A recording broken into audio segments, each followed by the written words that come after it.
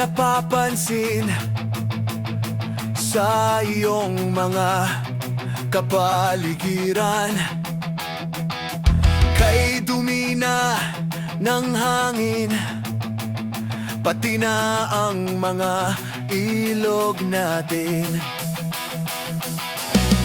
Hindi na masama ang pag-unlad at malayo-layo na rin ang ating narating. Ngunit masdan mo ang tubig sa dagat. Dati kulay asul, ngayon'y naging itim. Ang mga duming ating ikinalat sa hangin, sa langit wag na nating paabutin, upang kung tayo'y pumanaw man sa riwang hangin, sa langit natin matitikman. Meron lang akong hinihiling, sa aking pagpanaw sana ay tag-ulan.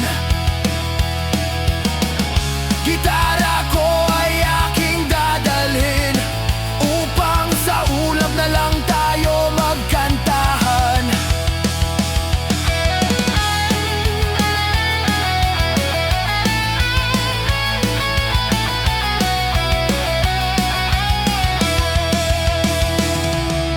Ang mga batang ngayon lang isinilang, may hangin pa kayang matitikman. May mga puno pa kaya silang aakyatin, may mga ilog pa kayang lalanguyan.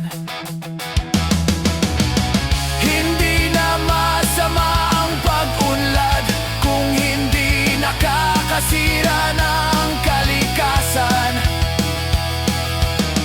Bakit hindi natin pag-isipan ang nangyayari sa ating kapaligiran? Dirating ang panahong mga ibong gala ay wala nang madadapuan. Masdan mo ang mga puno'y dati ay kay tatag, ngayon'y namamatay dahil sa ating kalokohan. Lahat ng bagay na narito sa lupa, biyaya'y galing sa Diyos kahit nang ika'y wala pa.